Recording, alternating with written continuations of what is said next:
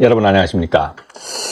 이번 시간에는 제가 실무에서 두 가지 사고가 있었는데 이 사고를 가지고 사고 상황을 설명해 드리고 그 다음 왜 사고가 났는지 그 다음 정기적으로 어떤 문제가 있었는지에 대해서 알려드리겠습니다. 91년도에 부산의 태종대 자유랜드라는 곳에서 근무를 했습니다. 거기서 근무를 했는데 거기가 8월 되면 바닷물 수영장을 해요. 바닷물을 끌어서 거기다가 물을 채워놓고 손님들을 받습니다. 거기에서 이제 바닷물을 채워 넣는 작업을 합니다. 자, 어떤 사건이 벌어지냐면 바닷물을 못하면은 여기 바닷물을 쭉 빨아 올려 가지고 수영장 수조에 이게 수조면 여기다가 채워 넣는 역할을 해야 됩니다. 못하면 바닷물을 쭉 빨아 올려서 여기다가 물을 채워 넣어야 돼. 이렇게 펌프면 쭉 빨아 올려서 여기다 물을 채워 넣는 역할을 하는데, 문제는 펌프는 아무 문제가 없었는데, 즉 모타 부분은 문제가 없어서, 전기는 펌프 관계없잖아. 나는 모타 부분만 신경 쓰면 되니까, 모타를 구동만 시켜주면 되니까. 근데 뭐가 문제냐면 이게 바다예요. 자, 이게 모타에 물을 끌어올리는 역할을 하는 이 밸브입니다. 그런데 우리가 우물 이렇게 하잖아요. 우물 할 때 두레박으로 물을 우물 위로 물을 채웁니다. 그건 무슨 말이냐면, 이게 물이면, 이게 이렇게 되어 있으면 물이 올라옵니까? 안 올라옵니까? 자, 한번 빨아볼까요? 안 올라오잖아요. 그러니까, 이게 이래 우물에 담겨 있다 하더라도, 이게 여기에 관에 공기가 들어있으면 물이 안 올라오는 거예요. 그러면 한번 빨아볼까요? 이런 소리만 나면서 공기가 들어가면 안 올라옵니다. 그래서 여러분들은 실무에 가면 모타에 급수 모타, 배수본 모타, 모든 모타에는 이게 배관에 물이 꽉 차 있어야 돼. 이것을 진공 상태라 그럽니다. 진공. 공기가 없는 것을 진공이라 그래요. 진공팩. 공기 다 뺐잖아요. 네. 그러면 이 배관에 공기가 없게 하려고 하면 방법이 뭐 있습니까? 물을 가득 채워 넣는 거야. 그러면 여기에 가득 채워 넣는 거는 펌프 동작이 멈췄을 때 물이 빠져나가지 않아야 됩니다. 그러면 여기 끝에 후드 밸브라고 해요. 중간에서 물을 막는 것을 체크 밸브, 마지막에 막는 것을 후드 밸브라고 합니다. 후드 밸브. 예. 자, 후드 밸브가 물을 꽉 막아줘야 돼요. 무슨 역할이냐? 물 막았어요. 물 가득 차서. 그러면 놓으면 이렇게 빠져버리잖아요. 예?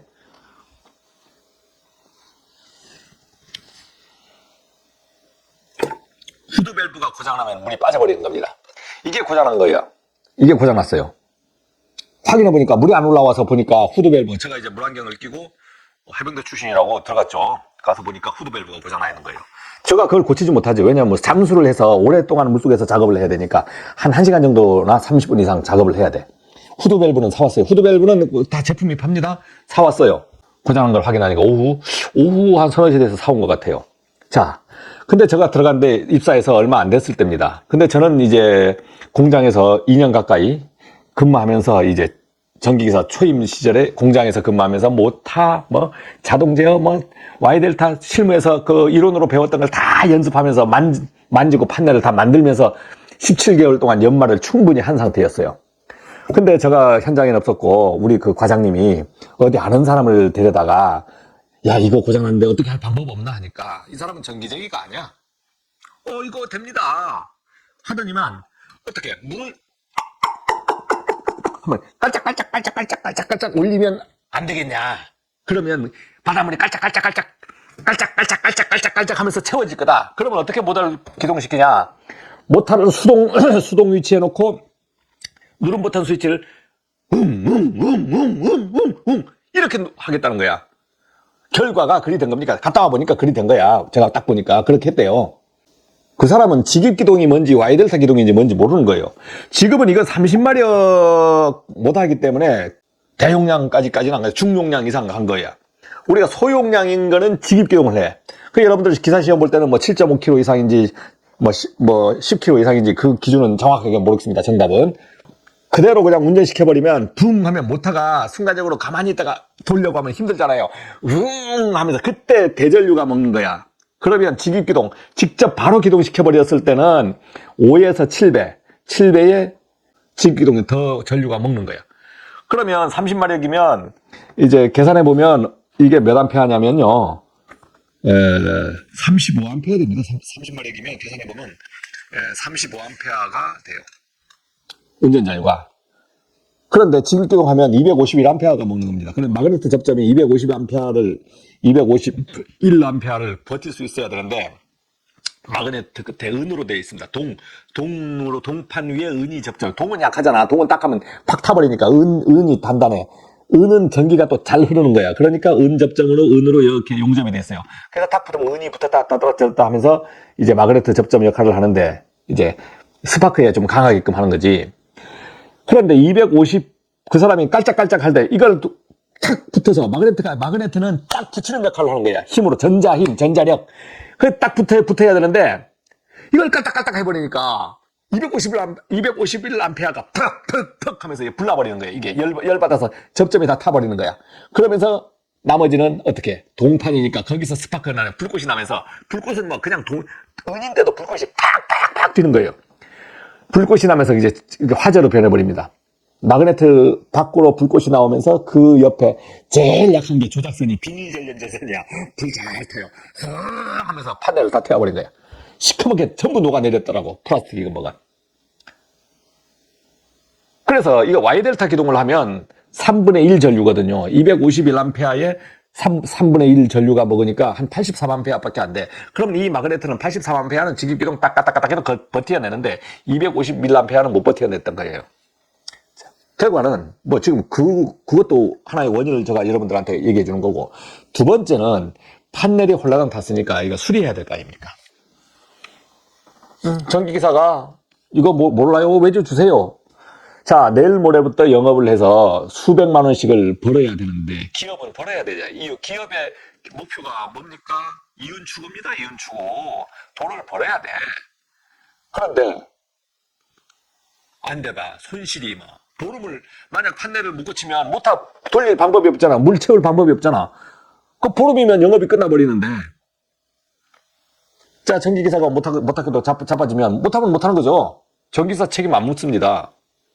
이거 자동 제어는 전문 분야니까.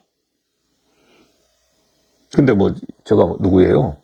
이제 난리나고 과장은 뭐 욕 차 듣고 전기기사 부르더라고. 양대장 불렀어. 그때 저 계장이었어요. 그러면 사장님은 저보고 계장님이라고 해줬는데 다른 사람들은 모두 저보고 닭장이라고 했어. 닭장. 양씨니까 닭장. 양계장, 닭장. 그래서 사장님이 물어, 양계장 이거 뭐 어떻게 할 방법 없냐 하니까 제가 그랬죠.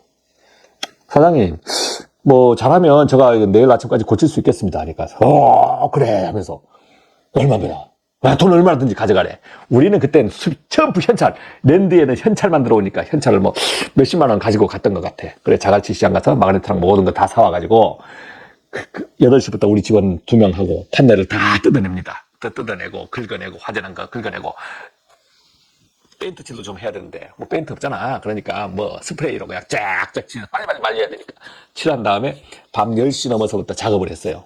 기억이 생생합니다. 그 다음날 아침 한 7, 8시까지 작업을 하니까 Y델타 회로가 다 그려졌어요. 그럼 그냥 작업합니까? 도면 그려야지. Y델타 기동을 다 알아야 돼요. 보조 접촉 Y델타 그러면 이제 푸시 버튼부터 시작해서 Y델타 기동 회로에 대해서 모든 것을 다 해서 완벽하게 그릴 줄 알아야 되네요. 그걸 그려놓고 작업을 합니다.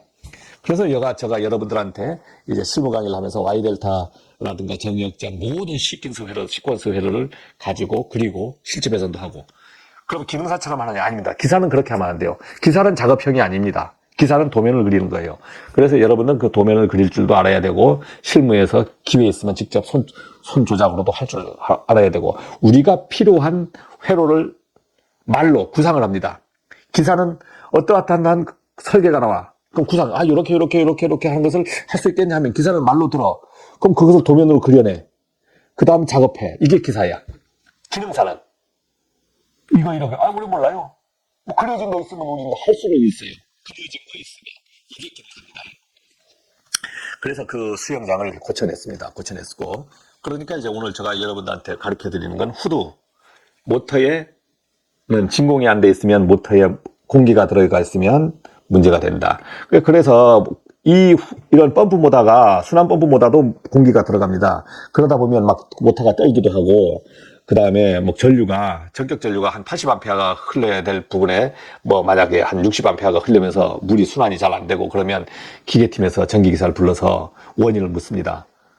그러면 전기기사는 딱 보고, 이거 공기 들어간 것 같다. 이렇게 해서 공기를 빼봐라. 그러면 기계팀들은 공기 뺄 줄도 알죠. 또 기계팀의 주임들이 똑똑한 분들은 공기 들어간 걸 알아요. 그렇지만 전기기사를 또 불러요. 이거 이런 것 같은데 한번 그래도 정기적으로 확인해 줄래? 이랬을 때 전기기사가 판단을 할 수 있어야 됩니다. 이런 판단은 여러분들이 기본 이론 지식을 갖고 실무 지식까지 가져야 되는 거예요. 그래서 여러분들한테 제가 실무 강의를 한다는 겁니다.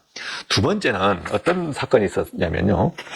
제가 진주에 살면서 전기업을 좀 했습니다. 공사업이 아니고 전기업. 전기업은 뭐 전기 상해도 되고 아니면 패널 같은 거 만들어서 패널을 할 줄 알았으니까 그런 거 만들어서 뭐 굳혀서 만들어서 납품도 해보고, 그 다음에 그거 가지고 돈이 안 되냐, 매일 들어오질 않으니까 마을 가로등을 보수 한번 해달라는 것에 착안을 해서 전국 그 진주시, 그 다음에 사천면, 그때는 사천시가 아니고 사천읍, 뭐 곤양읍 해서 그 읍면동 동네 이장들한테 공문을 다 보냈어요. 그때 뭐 제안부에서 공문 보내가지고 우리 가로등 수리하니까 우리 좀 해주라 하니까 수십 개 마을에서 저한테 요청이 들어왔습니다. 그래서 마을 가로등을 잘 수리하고 있었는데 어느 날 가로등이 보통 어떤 데 그냥 길에 있지만 밭 가운데 밭 코너에 이렇게 가로등이 밭 코너에 심어져 있을 때가 있습니다. 밭 코너에 심어져 있는데 이 가로등이 문제를 뭐 일으켰나 봐. 어떤 원인이 있는지 모르겠는데 한참 제가 사다리 위에 올라가서 고치고 있었습니다. 글로브형 가로등을 고치고 있었는데 사다리를 놔야 되는 건 가로등에 발판 볼트가 없잖아요. 높이 올라가 발판 볼트가 없으면 공중에 매달려서 떠서는 고칠 수가 없으니까 긴 사다리를 놓고 그 위에 올라가서 하되 자빠져서 이렇게 글로브 같은 건 이렇게 올려놔야 되니까 안전벨트를 매는데 안전벨트를 매서 투손을 다 공중에 상태에서 작업을 해야 되니까 그래도 안전벨트를 매. 그 옛날에는 헬멧은 그 개념이 없었어요. 그래서 제가 사진을 지금 보여주는 거는 헬멧이 없습니다. 자, 할머니하고 이장님하고 고치고 있었는데 어떤 할머니가 나타나더니만 못 고치요 하는 거야. 무슨 뜻인지 모르죠. 나는 거의 다 고쳐서 이제 인입전선, 전주에서 온 살아있는 전선을 그냥 만집니다. 죽은 전선이 아니에요. 그러면은 우리가 N상을 먼저 딱 연결시키고 나머지 상을 이렇게 연결시키는데, 자, DV를 연결시킬 때는요, 이렇게 해서 비비 꼭 이렇게 벤치로 이렇게 꼽지 않고 슬리브를 하는 거예요. 슬리브. 어떤 거 이렇게 된 거를 이렇게 꼽아요. 이렇게 꼽고 또 이쪽에 이렇게 꼽고 이 안으로 들어가는 거지. 전선 안으로 이렇게 들어가. 전선 안으로 이렇게 들어가요. 이렇게 들어가요. 또 이렇게 들어가. 그 다음에 끼우기 전에 여기 튜브라 그래요. 이것을 넣었다가 끼운 다음에 여기에 튜브를 싹 빼는 다음 나이타불로 딱 지져요. 그러면 지금도 그 방식을 그대로 씁니다. 자, 그렇게 해서 꼽는데, 자, 무슨 말이냐. 마이너스 N상을 먼저 꼽고, 그 다음 선입, N상 먼저 꼽고, 후절, 살아있는 전선을 이제 꼽는 거야. 예를 들어서 그렇게 한다면, 그렇게 해서 꼽아주면 이제 불이 그냥 그대로 와버리겠죠. 어두워질 때 그대로 오거나, 안 어두워져서 불이 안 오면 제가 선 스위치를 이렇게 막으면 불이 딱 오거든요. 그 마지막 작업을 하는 순간에 할머니가 열받으니까 사다리를 빼버린 거야. 빼고 싶은 게 아니고 내려고서 하면서 사다리를 빼버리니까 제가 공중에 매달립니다. 그러면서 이 손으로 DV선, 인입선을 잡아버리니까 인입선, 꽂으려고 준비했던 인입선이 이렇게 원형으로 되어 있거든요. 이게 여기다가 탁 붙은 거예요. 탁 떨어집니다. 다 탔어요. 이게 다 탔어. 통했으면 죽었어. 그래서 전기하다 보면 지금 저 얘기를 듣는 사람 중에서도 그렇고, 뭐 공사하시는 분들 전기 안 먹어본 사람이 없습니다. 뭐 전기 안 먹을 수 있다고요? 안 먹을 방법이 없어요. 몰라서 하는 게 아니고 실수로 다 실수로 먹는 거야. 하다 보면 뭐 정신없어 그냥 벤치를 딱 잡았는데 팍 타기도 하고 뭐 잡았대 하라고 하고. 그러니까 전기를 먹으면 소리도 안 납니다. 이렇게 그냥 떨다가 끝나는 거예요. 이게 이까지 타고 들어오더라.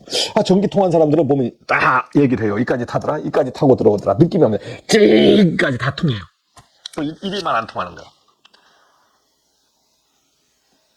그러면 그때 제가 살았는 거는 보니까 V는 IR 해가지고 R분의 이제 I는 R분의 V 하면 220V 전압이니까 220V의 R.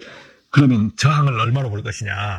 제가 몸이 막 땀으로 젖었어요. 그러면 안 젖은 상태, 건조한 상태면 한 8,000오hm 보면 되는데 젖었으니까 외피로 다 흐를 수 있잖아요. 그러면 한 3,000오hm 보고 신발을 신었지만 신발도 땀에 젖었으니까 그거 몇 오hm 볼까요? 신발도 젖었지만 좀 두꺼우니까 한 5,000오hm 보고 그 다음에 사다리는 흙에다가 있어요. 밭 가운데 밭 안에다가 들어 있었으니까 밭 안에 코너에서 흙에 있었지만 흙에서 또 대지로 흐를 수 있는 저항이 있어.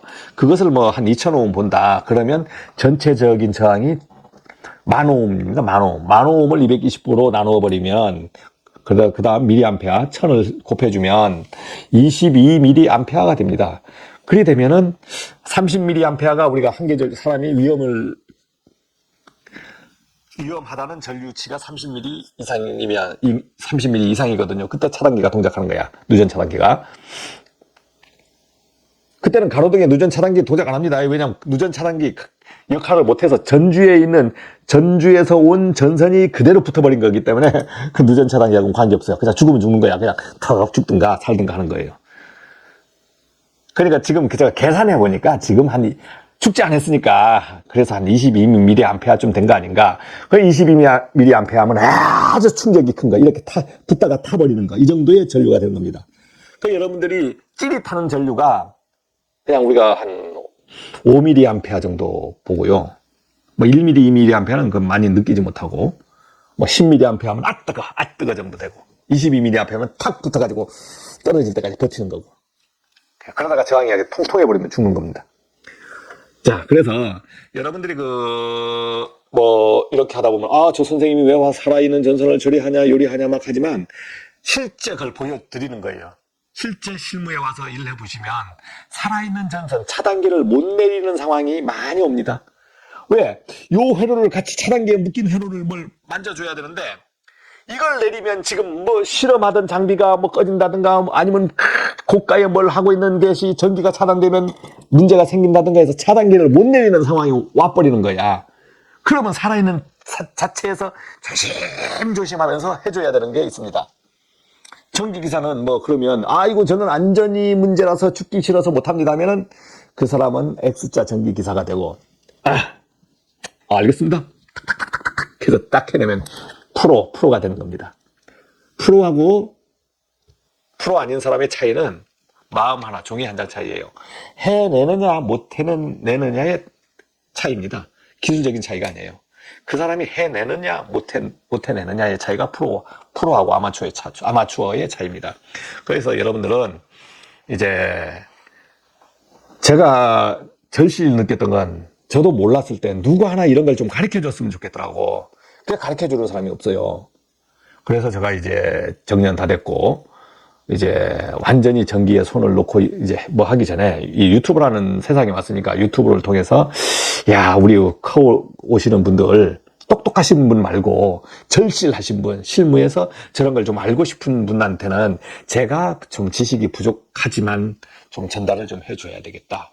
그리고 사고 경험도 많으니까 전달해주면 좀 조금은 이해될 거 아닌가. 그렇지만 사고는 절대 얘기했다고 방지하거나 사고 방지 대책 많이 하잖아요. 방지되는 게 거의 없습니다. 왜? 사고는 알고 있는 데서는 안 나. 오늘 사고 났어. 여러분들 사고 났잖아요. 전부 모르는 상태에서. 이거는 처음 당하는 사고. 이것도 처음 당하는. 전부 사고를 재현되는 사고는 거의 없고요. 처음 당하는 사고가 거의 99%입니다. 그럼 저는 사고 안 당하냐고. 아니요. 엊그제도 당하고 얼마 전에도 당하고 늘 당하는 거야.